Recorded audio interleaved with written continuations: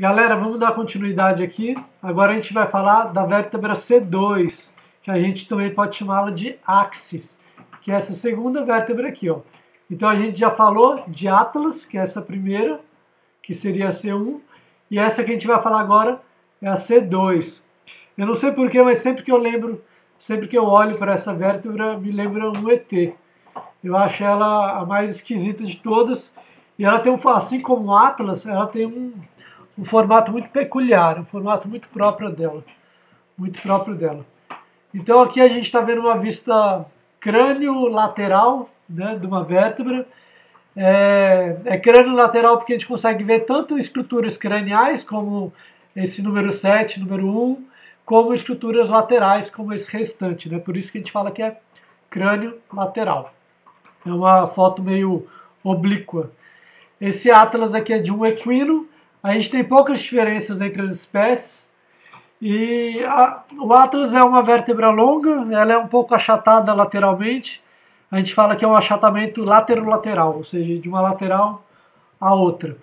E o que chama mais atenção nessa foto, né, é esse processo bem cranial dela, que está marcado com o número 1, que é o dente do Atlas. Então esse processo, deixa eu pintar aqui, esse processo aqui, ó, que é o dente do Atlas. Esse dente do Atlas, antigamente ele era chamado de processo odontoide, né? Odonto de dente também. Ele faz papel de pivô e se articula com o Atlas. Pivô é aquela estrutura central onde outras estruturas rotacionam ao redor, né? Então esse dente do Atlas, ele se articula com o Atlas e faz principalmente o movimento de rotação, né? De girar a cabeça de um lado para o outro. Não é flexão e extensão, é o de rotação mesmo. Outro ponto que chama bastante atenção é esse ponto grande, essa superfície grande aí marcada com o número 7, que é o processo articular cranial. Aqui a gente consegue, deixa eu mudar um pouquinho de cor, a gente consegue ver toda essa área aqui, ó, é o processo articular cranial. Então aqui a gente está vendo o processo articular cranial de um lado e existe ele também do outro lado. Ventralmente a gente tem uma crista, como é ventral a gente vai chamar de crista ventral, e ela termina numa protuberância um pouquinho maior, chamada de protuberância ou tubérculo da crista ventral. Então esse está marcado com o número 2.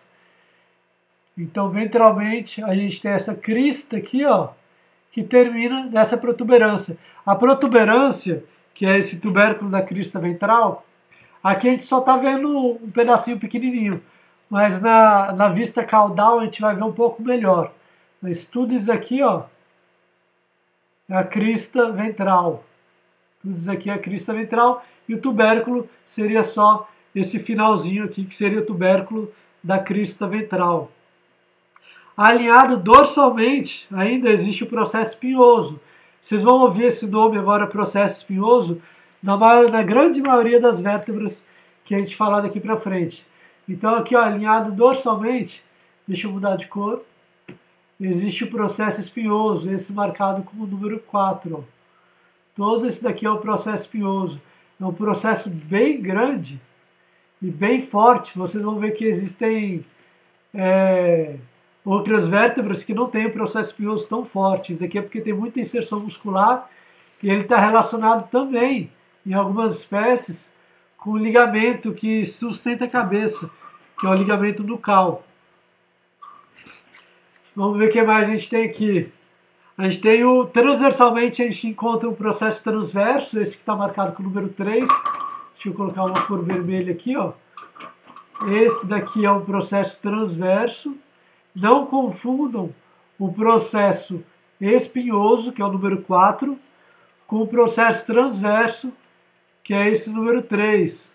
Quando a gente estiver numa vista cranial ou numa vista caudal, a gente vai ver um pouquinho melhor esse processo transverso. E ainda no processo transverso, a gente encontra esse forame aqui, ó. Esse forame aqui, marcado com o número 6. É o forame transverso, ou seja, no processo transverso, a gente tem o forame transverso.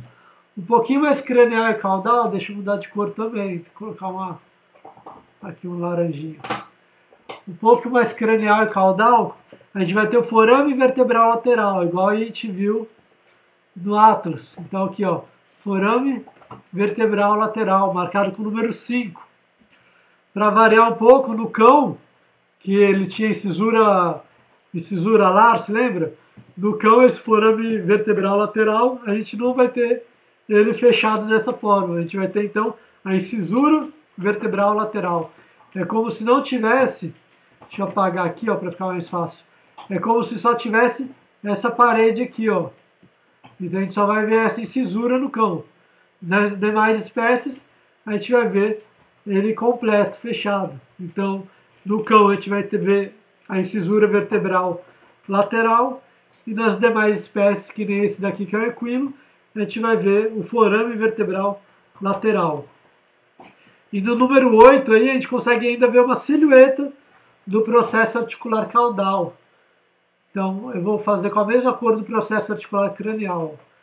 Uma silhueta do processo articular caudal, mas vocês vão ver que ele é gigantesco, mas a gente vai ver melhor na face caudal. Então vamos mudar de cor aqui, ó, mudar de vista. Agora a gente está numa vista cranial. Na vista cranial a gente vê basicamente essas 4 coisas. No número 6, a gente vê o processo espinhoso. Então deixa eu mudar de cor aqui, ó. No número 6, a gente vê o processo espinhoso. E é interessante que no equino, especificamente, esse processo espinhoso, ele se bifurca aqui, ó, caudalmente. Nas outras espécies, ele é um processo espinhoso só, é só uma lâmina. Então, e tudo isso aqui é o processo espinhoso. A gente está vendo de equino, nas outras espécies é só uma lâmina. No número 5, como é transversal, ó, número 5, transversal ao processo espinhoso, a gente vai ter o processo transverso. Então, ó, processo transverso, transversal ao processo espinhoso. Aqui ainda no número 7, a gente vai ter a face articular cranial, ó, que é enorme. Tudo isso aqui é face articular cranial.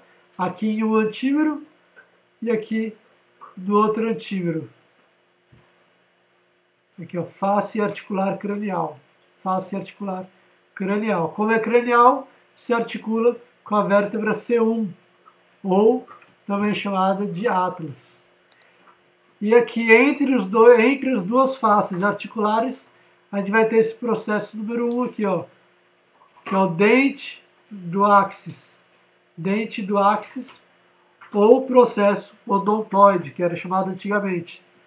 E aqui a gente vê também, ó, não está marcado com nenhuma letra, mas a gente vê também esse grande orifício aqui, ó, que é o forame vertebral, por onde passa a medula.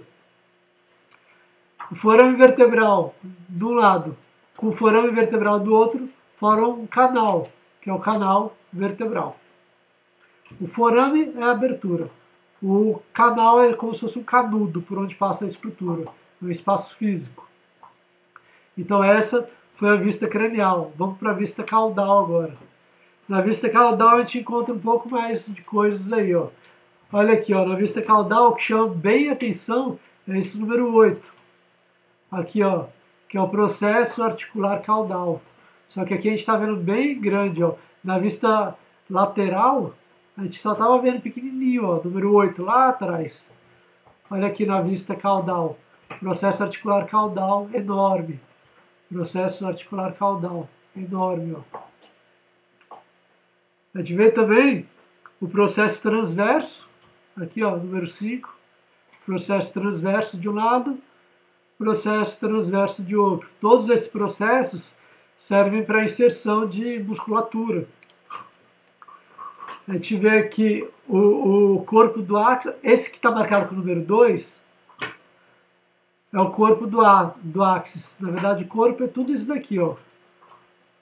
Tudo isso aqui é o corpo do áxis. Está marcado com o número 2.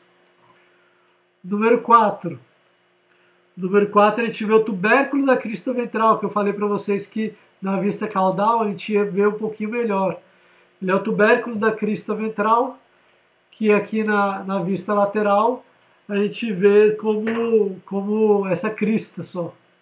A gente só vê essa crista e aqui a gente vê o tubérculo da crista ventral.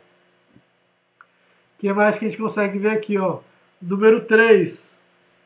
Número 3, a gente vê esse arco dorsal, ó. Esse arco dorsal da vértebra. Número 9, o canal vertebral, ou forame vertebral. E aqui também é interessante a gente ver o processo espinhoso que se bifurcou no equino. Então aqui a gente está vendo o finalzinho do processo espinhoso e o finalzinho do processo espinhoso, que nessa espécie ele praticamente se funde com o processo articular caudal. E ele forma duas estruturas, ó, com uma incisura aqui no meio. Nas outras espécies a gente não vai ver essa divisão, a gente vai ver uma massa única aqui, ó, sem essa incisura. E em 10, a gente vê, deixa eu pegar uma cor mais aqui, ó. Em 10, a gente vê toda essa face aqui, ó. Isso aqui é o que a gente chama de cauda da vértebra ou fossa da vértebra. Quando a gente chama de cauda da vértebra, é porque agora nessas vértebras da C2 para caudal, a gente vai ver que as vértebras têm uma cabeça e uma cauda. Então aqui seria a cauda da vértebra, que é a região onde se articula com a cabeça da vértebra, que está mais caudal, né? Então como essa daqui é uma vista caudal, essa face vai se articular com a cabeça da vértebra C3, porque essa vértebra aqui é a C2. E aqui a gente termina o axis, que é essa vértebra C2 aqui.